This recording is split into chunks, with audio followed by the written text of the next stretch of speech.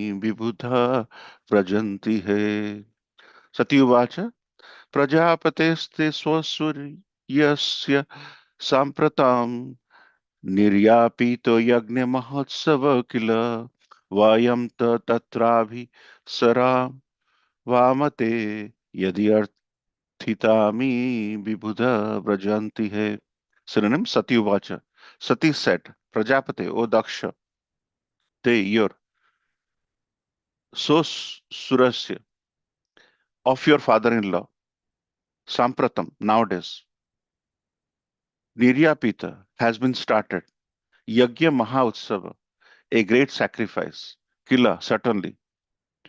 Vayam, we, Cha, and Tatra there. Abhisarama, may you go. Vama, O my dear Lord Shiva. Te, your, Yadi, if. Arthita, desire. Ami, these Vibhuda demigods, Vrajanti, are doing. He, because. Translation by His Divine Grace A.C. Bhaktivedanta Swami Prabhupada ki jai. Sati said, My dear Lord Shiva, your father-in-law is now executing great sacrifices, and all the demigods, having been invited by him, are going there. If you desire, we may also go. Purport Purport by His Divine Grace A.C. Bhaktivedanta Swami Prabhupada ki jai. Sati knew of the tension between his father and her husband, but still she expressed to her husband, Lord Shiva, that since such sacrifices were going on at her father's house and so many demigods were going, she should desire to go. She also desired to go, but she could not express her willingness directly, and so she told her husband that if he desired to go, then she could also accompany him. In other words, she submitted her desire by very politely to her husband.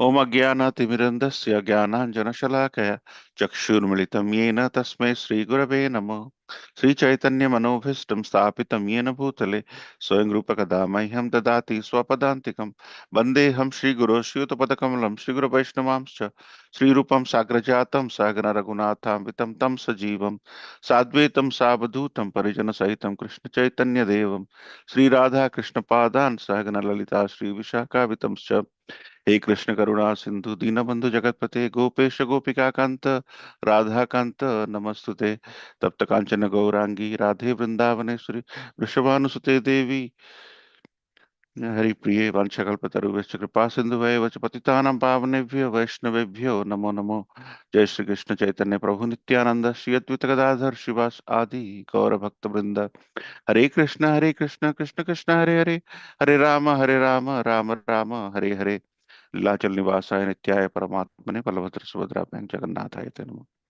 So thank you so much for joining this wonderful Sangha. So today we are discussing a very strong subject matter where Mother Sati, the daughter of Prajapati Daksha, is telling Lord Shiva that there is a big event, big sacrificial activity. Your father-in-law, my father, Sati's father, is doing. So if and everybody is going there, all the demigods are going there, all the brahmanas are going there. So if Lord Shiva may desire, we can go. So that is the subject matter in this specific verse. And in this specific verse, Mother Sati is trying to be persuasive in the sense that he is saying, I will go. She's not saying, I would like to go. She's saying, if Lord Shiva desires to go and that event is a very big event, then I will go with you. So here Mother Sati is showcasing compassion in terms of decision making, in the sense that in a typical family of husband and wife, it is uh, it is it is culturally uh, uh, nice if uh, the leading member of the family, by virtue of his knowledge, by virtue of his activities, by virtue of his leadership, by virtue of his age, uh, takes the decision on behalf of the entire family. So here, Mother Sati is showcasing that if you desire, as you are invited, and if you desire, if Lord Shiva desire, we may also go. So this is a very culturally uh, it's a very culturally significant indication, because when we make decision, sometimes when we see in our culture, if we have a kid coming up in the family in the mother's womb, you see people doing some sanskaras or some activities which are culturally, spiritually uh, active, in the sense that you get blessings. In this situation, with Mother Sati seeking request, or rather seeking direction from Lord Shiva, is indicative of her respect for her husband. And there we could imbibe the fact that in a family, we should always take the elderly member of the family, the grandfather, grandmother, or because they have seen the world and they have been culturally active, and they have, read the scriptures, being in the society. So you tend to have a social intelligence in addition to cultural intelligence, and also intellectual intelligence, having derived their knowledge from the scriptures to decide whether to go. So it speaks about a very culturally uh, personality in Mother Sati. And the second thing which comes after in this verse is our ability to foster our desire.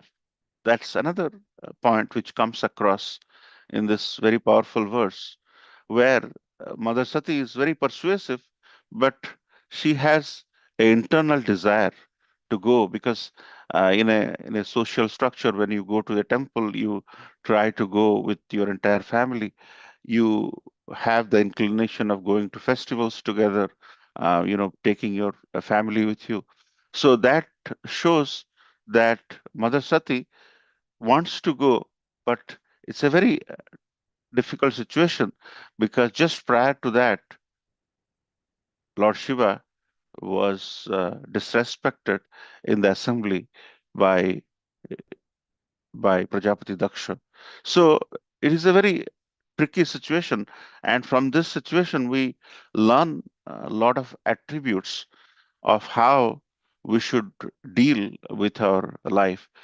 And this canto is talks about the creation of the fourth order. Some great personalities uh, are unveiled in this uh, canto, and also the dharma, duty, devotion, some of the pillars of our cultural and social and spiritual life is unveiled in this canto, and the specific aspect of the desire and our duty.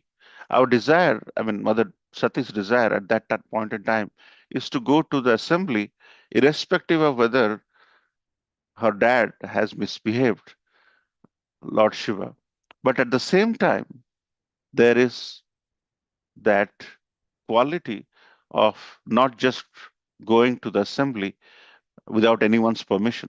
So Mother Sati is taking the permission, and finally, after a few verses, you'll see Mother Sati breaking that, and that is a downside which we're going to discuss in the subsequent verse. But for this verse, you see the persuasive aspect of Mother Sati. Whenever we're trying uh, to come up with some event or some, Vyasa Puja meeting, or any we have to be cognizant about everyone's intent, about what everybody wants, and take concurrence, and collectively we make the decision of doing something.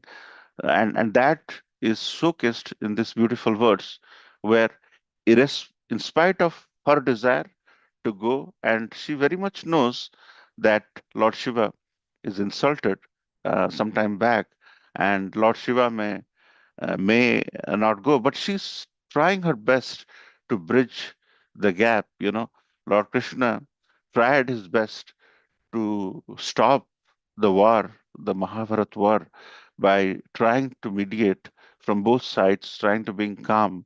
But finally, if the war had to happen because of someone's selfishness and ahankar, so be it. But the trying of collective bargaining or collective persuasive skills is seen here, and Srila Prabhupada takes it to a level by saying that the father of the house or the husband of the house, being elder, we have to submit to their desire, because they may have some reasons which we may not see for a specific reason. And uh, and that's the respect part, and that's the culture part. That's how every culturally sensitive family responds to in a situation which is very complicated, as you have seen on the course of this various different verses up till here. There is another thing which is being thought through in this verse, is why do desires come? Whenever it is mentioned in our scriptures that whenever we follow our desire, you want to get a job, you have the desire to get a job. Then after you get a job, you try to get more knowledge and try to seek promotion, and then one thing leads to other, and then it becomes a situation that you are seeking more and more and more, and the desire is going more and more, and that is beyond control. And this is a vicious circle, which is why the scriptures give us a alert to us that let's not be carried away by too many desires, and try to control it by our consciousness, which belongs to the Supreme, and the relationship between our consciousness and the Supreme Consciousness is something we should always keep a tab on, and control our desires in that sense. So, this verse also gives us an opportunity to have an alert in our mind as to when to curb our desire. Whenever we are eating, for example, and you see, devotees are serving, if you have the desire, then then you'd say, when the person is serving, you have the desire, but you don't have the right uh, sense to ask for the prasad. So first you'd ask, Prabhu, why don't you give this Prabhu in my side something which you are serving, and based on that the line will follow, and you will eventually have it. Wherein you tend to submit to the process, and the process will take over, instead of you being identified as someone who is seeking more and more. And that is a technique which you see in various, and it is supposed to be a small joke there, but the point over there is, once we get carried away, and this process of seeking prasadam or eating prasadam, you tend to over it, and by virtue of our overeating, if you see many of the devotees, who should be, having very conscious of their health and everything, because they're serving the Lord, they tend to gain overweight, and finally you see there is a sense of overeating. And that urge is to be curbed, and that has to be curbed, which is very significantly coming out. And after some time, Adaswati, coming back into this verse, is going to uh, go to the assembly without Lord's desire, and there's a big big ruckus which is going to take place, and then a lot of things will fall in. And there is a lot to learn from these activities of the pastime of the Lord. And also, when you think about a desire, Mother Sita uh, got married, and they are living in Ayodhya, and suddenly this news of the boon Mother Kaikeyi had with Dashrath came up, and all of a sudden the plan changed. And you think about the way in which the glittering activity of wedding of uh, Lord Rama with Mother Sita having taken place, and they're ready to lead a very successful and comfortable life. And all of a sudden, everything is, you know, turn around. And at the time, they also had a lot of desires, and Lord Rama, for all you know, may have said, this boon was not done by my mother; it was given to my aunt, and a lot of things should have fallen. But Lord Rama, through his righteousness, stuck to dharma, righteousness, and by virtue of it, he accepted the order of the elders, and that may lead to curbing so many desires. It's not as if Mother Sita, during her, initial life, would have ever imagined that she would ever go to, forest on exile and will have to lead a very painful life. But this qualities, in terms of when we discuss about desire, gives us a, a speed bump, slow down alert, that we have to always come back into our duty, our dharma, our bhakti in every step of the way, so that we lead a very conscious and controlled life. And when Mother Sita was exiled for the second time after they won the war, and because Lord Rama heard something from a washerman, and that led to sending Mother Sita on exile. Mother Sita knew that Lord Ram loved her very much, and this activity of sending her is to precisely uphold the righteousness, and she had no qualms about having any hard feelings about Lord Ram, and she has told many of her followers and her and the personalities who drop that to tell Lord Ram to that Mother Sita has no. I mean, this upholds the level of relationship which and which is actually a very topmost pedestal for all of us to imbibe on in terms of sacrifice. Some of these personalities from the scriptures have done as to how to curb our desire and how to lead a life where we recognize these principles, which is so nicely discussed. So, coming back to this verse, Mother Sati is trying to take Lord's decision into consideration in this verse by trying to be persuasive in saying, uh, you know, if you desire, we will all go to the assembly of where all the demigods and the brahmanas and so many top personalities are coming. It's a Mahautsava, and and that is where this activity of persuasive decision making is seen, and that is in a persuasive decision making. Not only all parties are in play, but also it affords the process of respect we give.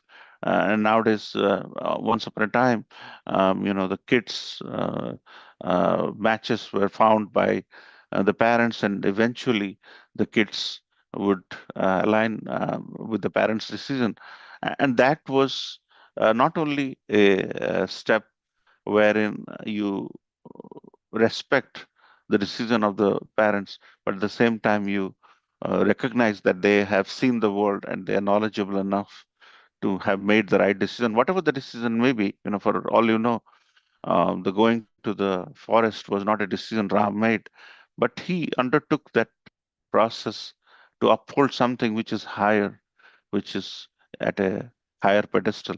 And, and on the same lines, most of our cultural values, social values, spiritual values are imbibed on that element of respect, which you see here going on between Mother Sati and Lord Shiva, and that sense of respect and sense of persuasive intelligence is seen, and many times that persuasive intelligence helps in all our life, in our families, in our workplace, and many times this persuasive intelligence is a skill, and it basically helps you at the time of crisis because it was a collective decision, and it was people were bought into the decision making, and that's why any mature organization have majority of the people in that society bought into the decision, and there are not many sayings behind the back of that.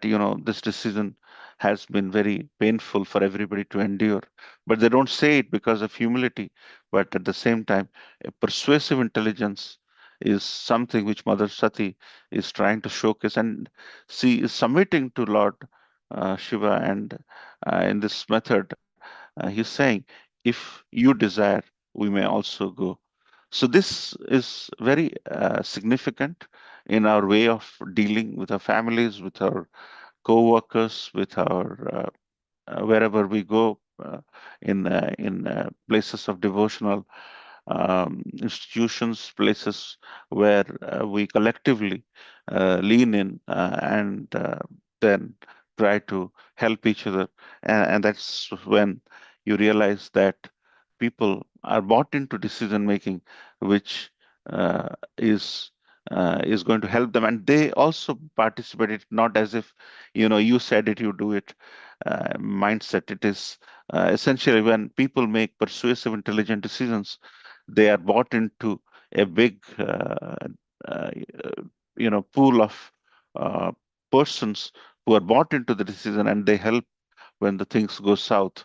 But if you have not been persuasive enough in decision making, what ends up is people just keep doing whatever they're doing, and it becomes a communist outcome, and things fall apart, and it doesn't work out. So, what a beautiful verse to think about. Persuasive social slash cultural decision making by Mother Sati. Sati could have gone without asking, but she upheld the principles of righteousness by seeking, and finally the desire took over, and she was made to decide on a decision which didn't come out the way. But for the moment, we will stick to this verse and try to learn from this verse without really wandering everywhere, but staying focused on the fact that she's giving tremendous respect to Lord's views, Lord Shiva's views. And from here, we learn a lot from Ramayana, from Mahabharata, as to how devotees, or rather uh, persons at that point in time, have stuck to the position and stayed as much as possible. Lord Krishna mediating.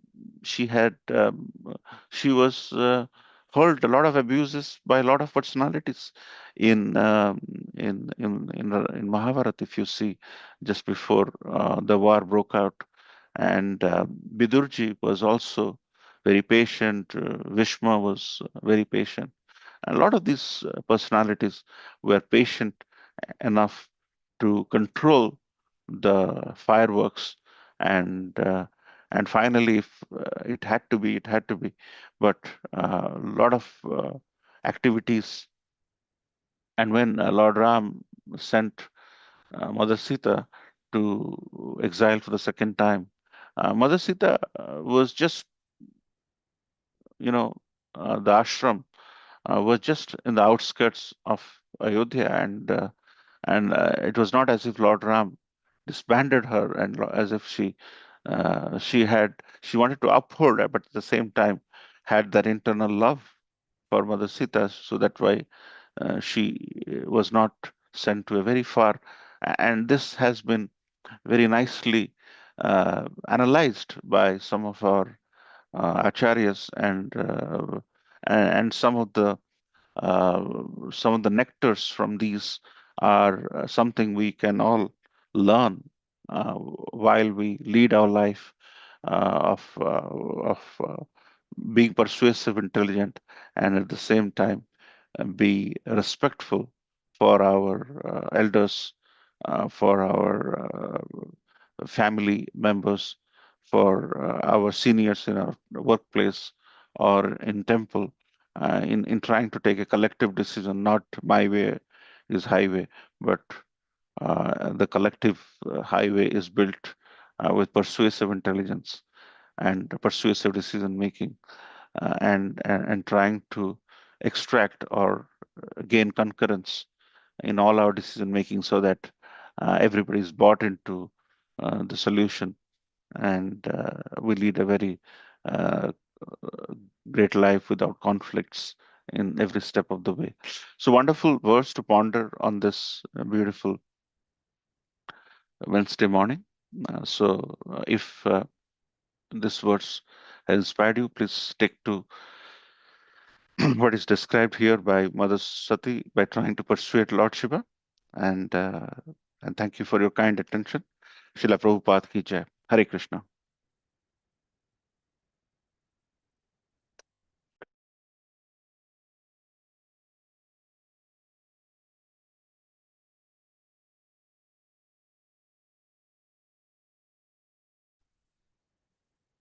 I don't see Madhubadi Prabhu online, Prabhuji.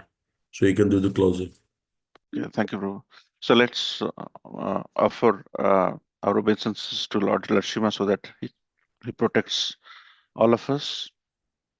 Sri Narsinga Jai Jai Sri Narsinga Pralade Sujaya Padma Mukha Prandam Gravira Mahavishnu Jalandam Sarvatamukha Jalantam Sarvatamukha. Narsimha Namo Vishnu Vishnu Murti Namya.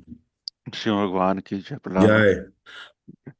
Jai. Let's offer our obeisance at the lotus feet of all Vaishnavas by saying Vancha Kalpataru Vanchakalpatarubhasya Kripa Sindhuvaya Maya Vacha Patitanam Pavane Vaishnavebhyo Namo Namah. Vaishnava Vinde ki Jai. Shrimad Bhagavatam की जय Jai. ki Jai. Jai. जय Hari Hari Hare. Thank you Hare Krishna. Thank you, Prabhuji. Thank you. Thank you, everybody. Hari Bol.